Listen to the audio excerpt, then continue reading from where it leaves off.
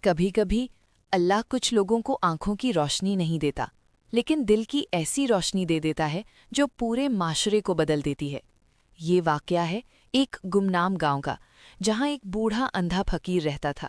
نہ اس کا کوئی گھر تھا، نہ کوئی سہارا، بس ایک پرانا عصا اور اللہ پر مکمل یقین۔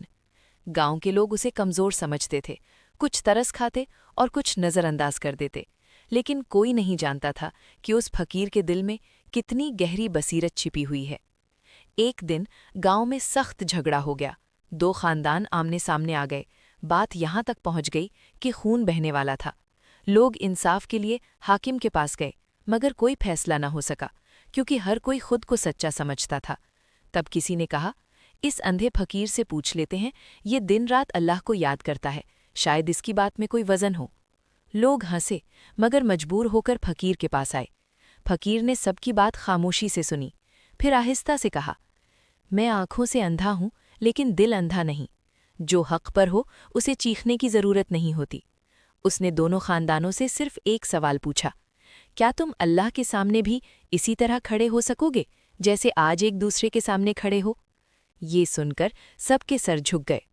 فقیر نے کہا، جو آج معاف کر دے وہی کل سرخرو ہوگا، اور جو ضد پر اڑا وہ چاہے جیت جائے دل سے ہار جائے گا۔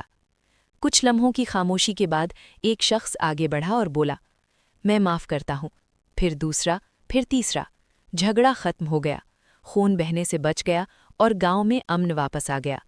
لوگ حیران تھے، ایک اندھے فقیر نے وہ انصاف کر دیا جو طاقتور لوگ نہ کر سکے۔ اس دن کے بعد لوگ اس فقیر کو بھیک دینے نہیں، دعائیں لینے آتے تھے، کیونکہ وہ سمجھ گئے تھے اصل اندھا پن آنکھوں کا نہیں، دل کا ہوتا ہے، اور جس کا دل جاگ جائے وہی اصل میں بینا ہوتا ہے۔